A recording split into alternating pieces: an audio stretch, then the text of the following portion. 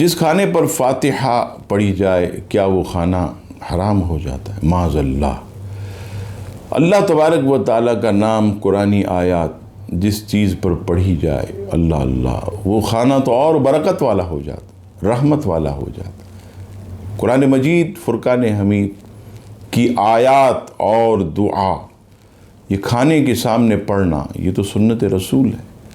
سب سے پہلے آپ کی خدمت میں سورہ انعام کی آیت نمبر 118 پیش کرتے۔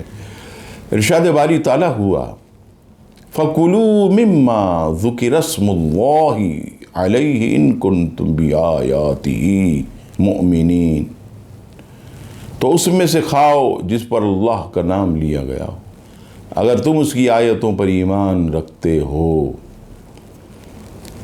بخاری اور مسلم شریف متفق علیہ دونوں میں موجود۔ صحابی رسول حضرت انس بن مالک رضی اللہ تعالیٰ عنہ فرماتے کہ نبی پاک علیہ السلام کے سامنے کھانا رکھ کر آپ صلی اللہ تعالیٰ علیہ وسلم کے سامنے کھانا رکھا گیا تو آپ صلی اللہ تعالیٰ علیہ وسلم نے کھانے کے سامنے کچھ پڑھا اور دعا فرمائی۔